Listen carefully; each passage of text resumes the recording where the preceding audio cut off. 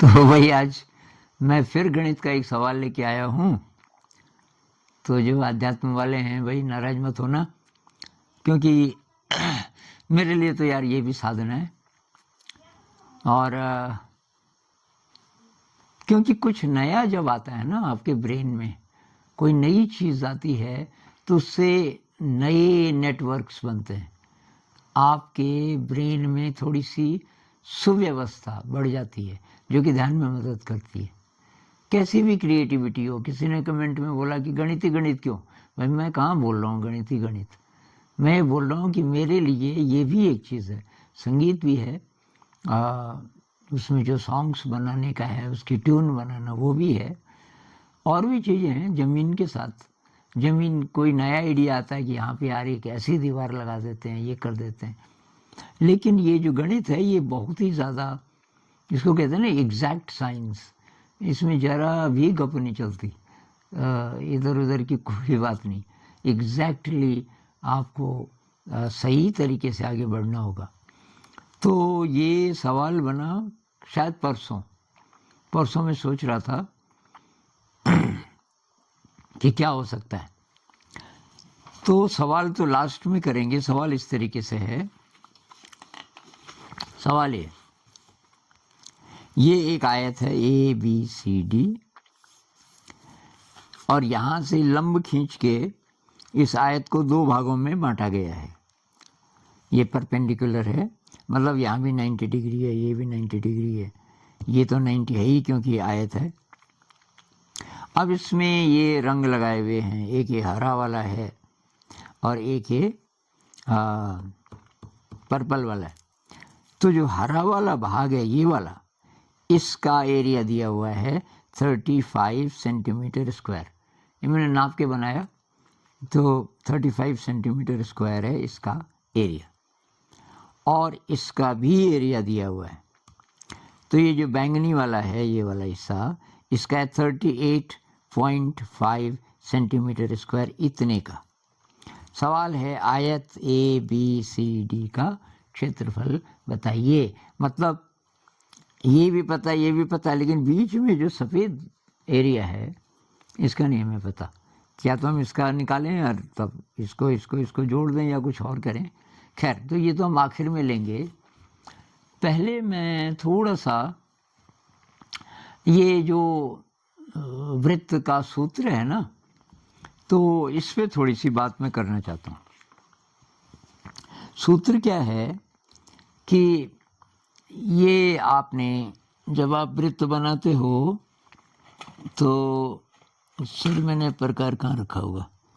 जब आप वृत्त बनाते हो तो जितना आप प्रकार खोलते हो, ये मैं बना देता हूँ आपके सामने। ये जितना खुला है ये, इसको बोलते हैं रेडियस, और R से रिप्रेजेंट करते हैं। तो ये रेडियस और ये है आपका सेंटर। तो सेंटर से, और ये जो बन रहा है इसको बोलते हैं सरकमफेरेंस, परिधि हिंदी में। तो परिधि की दूरी केंद्र से हमेशा बराबर होगी। कोई भी पॉइंट ले लो, उसको इससे मिलाओ, क्योंकि ये दूरी तो वही है ना हर जगह, तभी तो सर्कल बनेगा। ये कम ज़्यादा हो, मान लीजिए हिलने लग जाए, सर्कल नहीं बनेगा। तो ये जो बन रहा है ये है सरकमफेरेंस। ये जो है ये वृत्त का सेंटर है, और ये जो दूरी है इसको बोलेंगे रेडियस। अब ये तो आपको पता ही होगा, पर जब आप बच्चों को समझाएंगे मतलब, तो मैं ये भी कई टीचर्स होंगे, कई माता पिता अपने बच्चों को बताएंगे, तो इसलिए मैं ये सोच के भी थोड़ा ज़्यादा समझा रहा हूँ। तो यहाँ से लेके कहीं भी मैं मिला के देख लेता हूँ, और इसको हम क्या बोलेंगे, रेडियस। इसको बोलेंगे साहब हम रेडियस, और R से उसको रिप्रेजेंट करेंगे। ये है हमारा रेडियस। ये रेडियस है, इसको R लिख देते हैं। R मतलब रेडियस। तो इसका जो क्षेत्रफल होगा उसका सूत्र है पाई R स्क्वायर।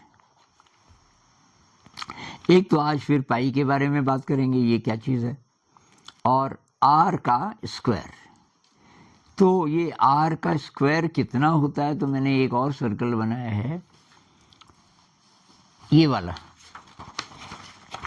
इसको आप ध्यान से देखिए, ये जो सर्कल है इसमें ये इसका सेंटर है, और इतना आपने प्रकार खोला होगा जिसको कि बोलेंगे क्या, रेडियस, और ये तब आपका हो गया सरकमफेरेंस।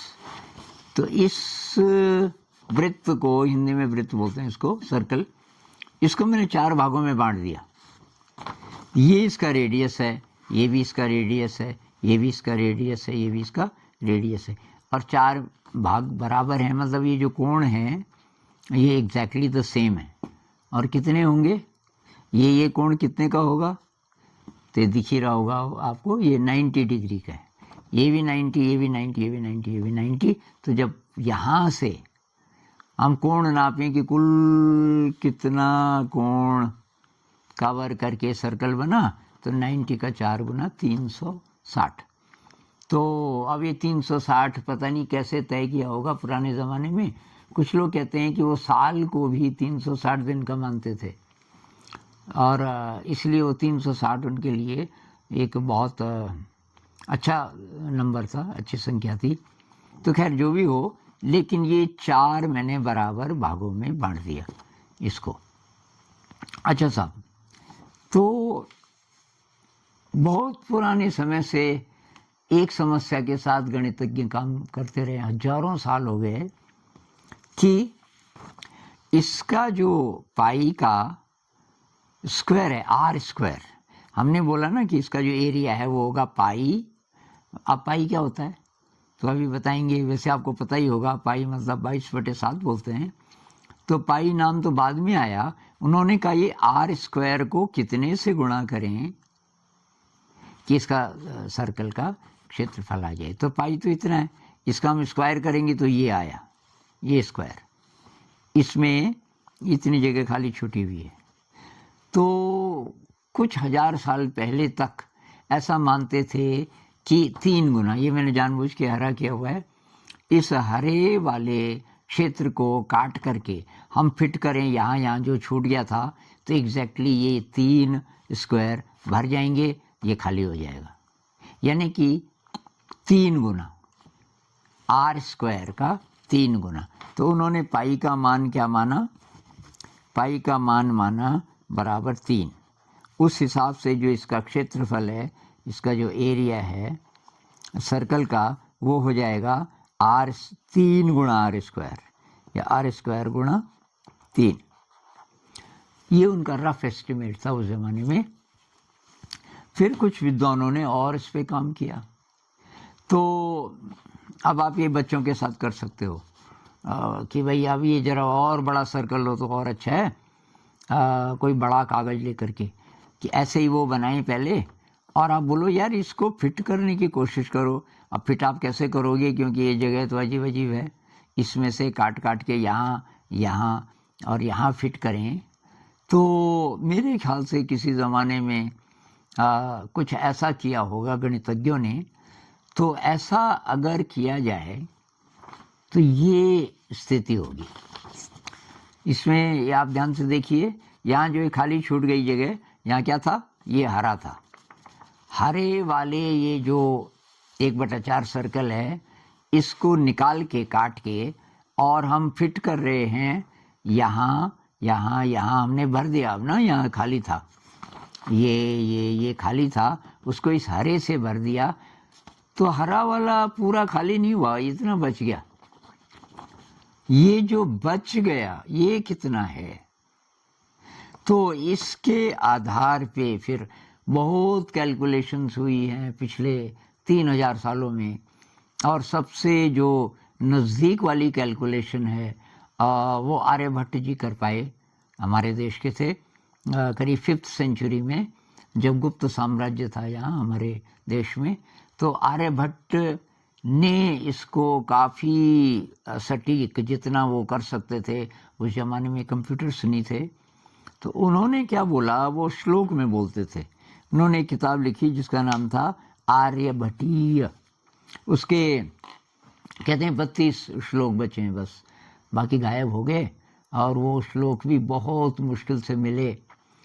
भाऊदा जी एक आदमी थे जो 1857 के आसपास, जब हमारे देश में अंग्रेज़ों के खिलाफ क्रांति हो रही थी, वो दूसरे प्रकार की क्रांति कर रहा था कि हमारे देश का जो ज्ञान विज्ञान है वो ये सब चोरी करके ले जा रहे हैं अंग्रेज, ये इस्टेब्लिश करने के लिए कि भारत में कोई नहीं हुआ इंटेलेक्चुअल। तो उसने ढूंढा, उसको कहीं कहते हैं केरल में आर्यभट्टिया मिली। इस पर कभी फिर बात करेंगे। तो भाऊदा जी ने देखा कि वो वृत्त के बारे में क्या कहते हैं। तो कहते हैं, ये इंटरनेट पे भी मिल जाएगा आपको, चतुरधिकम शतमष्ट गुणम द्वाषष्टिस तथा सहस्राणाम अयुतद्वय विष्कंभस्य आसन्नो वृत्त परिणाह। अब इसका मीनिंग समझने की कोशिश करेंगे। तो वो साहब कह रहे हैं चतुरधिकम, 4 ज़्यादा। किस में 4 ज़्यादा? शतम, 100 में। अब देखिए 100 में 4 ज़्यादा, फिलहाल 100 धन 4 लिख देते हैं पहले तो कि ये चतुरधिकम शतम और अष्टगुणम, इसको 8 से गुणा कर दो, यहाँ 8 लिख देते हैं। ठीक हो गया। पहली लाइन का ये मतलब है। द्वाषष्टिस तथा, द्वाषष्टि होता है 62, षष्टि मतलब 60 है, 2 और द्वाषष्टिस तथा सहस्राणाम, और 62,000 और जोड़ोगी इसमें, 62,000। तो ये जो होगा, अब ये कितना होगा? 62,000 तो ये हो गया, 104 ये हो गया, 104 को 8 से गुणा करोगे 832, तो 62,832, 62,832। ये जो हुआ, ये क्या है? अयुतद्वय विष्कंभस्य आसन्नो वृत्त परिणाह। अयुत मतलब 10,000 उस जमाने में, या संस्कृत में द्वय मतलब 2, 10,000 मतलब 20,000, 20,000 व्यास वाले, इसको व्यास हिंदी में व्यास कहते हैं, 2,000 इंग्लिश में डायमीटर। तो जिसका डायमीटर 20,000 हो, डायमीटर की स्पेलिंग क्या होती है सर? मीटर ही शायद, गलत होगा तो भाई आप लोग सही कर देना। तो जिस वृत्त का डायमीटर 20,000 हो, उसका जो सरकमफेरेंस है वो इतना होगा। समझ आया ना? ये जो उसने बोला आर्यभट्ट जी ने, ये है सरकमफेरेंस के बारे में, और अयुतद्वय बोला इसके बारे में। तो अगर व्यास 20,000 है तो उसका जो सरकमफेरेंस हो कितना होगा? इतना। तो व्यास का कितना गुना ज़्यादा हुआ ये हम भाग दे के पता कर सकते हैं। वो मान आर्यभट्ट ने बताया। और आसन्नो भी बोला, आसन्नो का मतलब निकट। उनको पता था कि ये एग्जैक्ट वैल्यू नहीं है, पर जितना वो कैलकुलेट कर पाए। तो व्यास का भाग दें अगर हम परिधि में, ये मैंने किया हुआ है, तो आर्यभट्ट जी के अनुसार उन्होंने अभी जो श्लोक हमने बोला, उस श्लोक में ये तो है सरकमफेरेंस 62,832, और ये है व्यास 20,000। तो 20,000 व्यास वाले वृत्त का जो सरकमफेरेंस है वो इतना होगा। यानी कि व्यास से कितना गुना ज़्यादा? तो ये 3.1416, और ये आपको दिख ही रहा होगा, तो बाद में आप आराम से देख लेना, कभी कभी मैं गलत भी कर देता हूँ। तो ये जो मान आया उस जमाने के हिसाब से सबसे ज़्यादा सटीक मान यही था जो आर्यभट्ट जी ने निकाला। तो अब इसको और ढंग से भी कह सकते हैं कि ये जो फांक बची, ये छोटी सी, ये 1/7 है इस वाले वर्ग का। 1/7 मतलब 3 पूरे और 1/7 और 3 पूरे और 1/7 और, तो यही मान है 3 पूरा और 1/7। ये जो हम 22/7 बोलते हैं ना, तो इसका यही मतलब है। 22 में 7 का भाग दो, कितना आता है? 7 21, 21 आया और 1 बचा, तो 1/7 भी इसको बोल सकते हैं। 3 सही 1/7 और वही 22/7 भी है। तो शॉर्टकट में हम जो 22/7 बोलते हैं, अप्रॉक्सीमेशन है वो भी, तो उससे ज़्यादा सही ये है जो आर्यभट्ट जी ने। अभी आप अंदाज लगाओ, अभी तो कंप्यूटर्स भी आ गए हैं, इसका अगर सही मान जितना सही हो सकता है कैलकुलेट किया जाए तो ये दशमलव के बाद कितनी संख्याएं आएंगी? तो हजारों में, 100 में भी नहीं, हजारों में। ये तो ये कितने हैं? 4 ही संख्याएं हैं ना, हजारों में।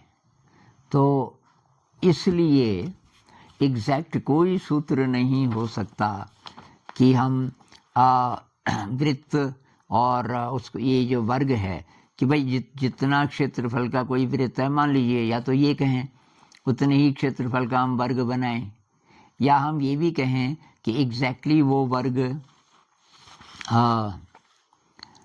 वर्ग और वृत्त का मतलब संबंध क्या होगा, एक को दूसरे में कन्वर्ट करना पड़े, एग्जैक्ट कभी नहीं निकलेगा, क्योंकि ये जो पाई है इसका मान एग्जैक्ट नहीं निकलेगा। तो साहब अब ऐसा करते हैं उसको कोशिश करते हैं सवाल को सॉल्व करने की। उससे पहले एक एक्टिविटी, ये शायद आपको पता भी होगी, किताबों में भी दी रहती है, बच्चों से करवा सकते हो, इसमें टाइम लगेगा काफ़ी। एक आयत ले लो, तो ये जो आयत है ये है 22 सेंटीमीटर इधर और 7 सेंटीमीटर इधर। किसी खास वजह से अभी आपको पता चल जाएगा कि इधर 22 क्यों रखा है, इधर 7 क्यों रखा है। तो इसका जो क्षेत्रफल है आयत का वो कितना होगा? 22 गुणा 7, 154 सेंटीमीटर स्क्वायर। इस पे ऐसी ऐसी फांकें काट दो, 1-1 सेंटीमीटर पे बिंदी लगा के इधर भी। और ये जो काफ़ी तीखी नोक वाले त्रिभुज दिखाई दे रहे हैं, तो ये हैं आपके 44, क्योंकि 22 इधर है, 22 इधर है, तो ये 44 त्रिभुज हैं। इनको आप ऐसे सटा के रखो, ये भी 44 हैं। अब कोई कम चौड़ा कोई ज़्यादा चौड़ा दिख रहा होगा आपको, ये रफ मैंने बनाया केवल आपको बात समझाने के लिए। ऐसे अगर बच्चे रखें तो सर्कल बन जाएगा, और इस सर्कल का जो रेडियस है वो तो वही है जो आयत की जो चौड़ाई थी 7, ये है इसका 7। तो 7 के हिसाब से हम इसका क्षेत्रफल निकालें तो पाई आर स्क्वायर, पाई मतलब 22/7, आर मतलब 7, 7 का स्क्वायर मतलब 7 गुणा 7, 22/7 गुणा 7 गुणा 7, एक साथ कट जाएगा, और 7 गुणा 22 बराबर 154 सेंटीमीटर स्क्वायर, जो कि यहाँ भी था। तो इससे एक रफ आइडिया बच्चों को आ जाएगा कि भाई आयत को हमने ये वृत्त में बदला, तो ये जो सूत्र है ना, ये थोड़ा थोड़ा शायद ज़्यादा समझ आएगा। अब भाई ये है, आप थोड़ा पॉज करके इसको ट्राई कीजिए। इसमें इसका क्षेत्रफल दिया हुआ है, इसका भी दिया हुआ है, रंगीन भागों का। आपको आयत का क्षेत्रफल बताना है। तो आपने ट्राई कर लिया होगा मेरे ख्याल से, और अब मुझे और कागज चाहिए इसको आगे करने के लिए। अपने खास काम की चीज़ें मैंने आसपास रखी रहती हैं। तो ये लो साहब, बोलिए कहाँ से शुरू करें? तो यहाँ से करते हैं मेरे ख्याल से, क्योंकि इसका सूत्र हमें पता है, और इसके रेडियस को कुछ मान लेते हैं। रेडियस ये भी है, ये भी है, मतलब ये वर्ग है। पहली बात ये समझ आनी चाहिए बच्चे को कि यहाँ तक तो ये वर्ग है, ये जितनी दूरी ये है जहाँ से लंब डाला हुआ है ये, और ये बराबर है। और बराबर क्यों है? क्योंकि यहाँ से तो आपने खींचा होगा ना, तो ये रेडियस, जो रेडियस है वही आयत की चौड़ाई है, और यहाँ तक भी वही है। तो ये वर्ग के अंदर है वृत्त का चौथा हिस्सा, क्योंकि 90 है ना। तो पूरे वृत्त का सूत्र लगाएंगे, उसका 1/4 कर देंगे, तो ये बैंगनी भाग आ जाएगा। लेकिन कुछ ना कुछ पहले इसको मानना पड़ेगा। तो साहब इसको पहले यही कर लेता हूँ मैं, इसको मान लेते हैं कुछ, इसको क्या माने, इसको मान लेते हैं, ये इसका आर है तो आर ही मान लो। इधर लिख देता हूँ, ये आर है यहाँ से लेके यहाँ तक, और यहाँ से लेके यहाँ तक भी आर मतलब रेडियस। एक्स भी कुछ भी मान सकते हैं वैसे तो। अब इसका सूत्र होता है पाई आर स्क्वायर, अभी हम कर रहे थे। पाई आर स्क्वायर इसका क्षेत्रफल होता, अगर ये पूरा होता, पूरा नहीं है, केवल 90 है, 360 में से 90 मतलब 1/4 है, तो ये बटे 4 कर देते हैं, या गुणा 1/4। बहुत बारीक तो नहीं हो गया है, पेन दिख रहा है। तो चलो इसको आगे करते हैं। पाई का मान 22/7 ले लीजिए, गुणा आर स्क्वायर बराबर, नहीं गुणा 1/4, गुणा 1/4 बराबर 22 नहीं यार कितना दिया था वो, 38.5 बराबर 38.5 सेंटीमीटर स्क्वायर। तो आर स्क्वायर बराबर कितना, वही है, मैं अब बहुत बारीकी से नहीं समझा रहा हूँ, आपको पता ही होगा। तो आर स्क्वायर को इधर छोड़ दें और इनको वहाँ ले जाएं, तो इसको कभी समझना चाहेंगे तो आप बताना, मैं इसको तब धीरे धीरे समझाऊंगा ऐसा क्यों होता है। तो आर स्क्वायर बराबर हो जाएगा इतना, गुणा ये 4 ऊपर चला जाएगा, गुणा 7 ऊपर चला जाएगा, नीचे रह जाएगा 22। अब ये 22 का भाग देना पड़ेगा 38.5 में, तो कितना आएगा, 11 से काटते हैं, 11 दूनी 22, और यहाँ 11 तियाँ 33, मतलब कितना बचा 5.55, 11 पंजे 55। तो ये आया साहब आपका, 2 से 4 को काट देते हैं, 2 दूनी 4, तो 2 से 3.5 को करेंगे तो 7, और 7 सते 49। आर स्क्वायर बराबर 49, इसको आप आराम से देख लेना बाद में। तो आर स्क्वायर बराबर आया 49, इसलिए आर बराबर आएगा 49 का स्क्वायर रूट, जो कि होता है 7। तो हमको पता चल गया कि यहाँ से और यहाँ ये जो रेडियस है ना ये, तो ये है 7। चलो जी, एक चीज़ तो पता चली। तो अगर ये 7 है और ये भी 7 है, तो ये जो वर्ग है, ये वर्ग का क्षेत्रफल हुआ ये 49, वर्ग का क्षेत्रफल हुआ कितना, वर्ग का क्षेत्रफल हुआ 49 सेंटीमीटर स्क्वायर, और इसका तो दिया हुआ है, तो यही तो बचा तब। और जो हरा भाग है, हरा भाग है वो है कितना, 35 सेंटीमीटर स्क्वायर। तो पूरा जो आयत है, आयत का क्षेत्रफल कितना होगा, दोनों को जोड़ देंगे। आयत का क्षेत्रफल बराबर इन दोनों को जोड़ देंगे, 9 और 5 14।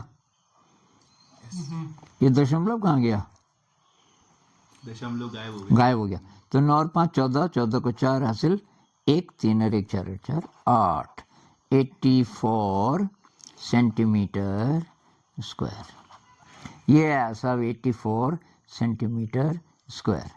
और अब कोई बोलेगा कि इसकी चौड़ाई कितनी है, तो हम वो भी बता सकते हैं, क्योंकि आयत का क्षेत्रफल है 84 और चौड़ाई है 7 का भाग देंगे तो 12 आ जाएगा। तो मतलब यहाँ से यहाँ तक 12 है, मतलब ये 7 है और ये 5 है। पूछा नहीं था पर हम बता सकते हैं कि यहाँ से यहाँ तक 5 होगा और यहाँ से यहाँ तक ये 7 है। तो भाई समझ आया? तो काफ़ी लंबा वीडियो हो गया, आज इतना ही करेंगे और धन्यवाद।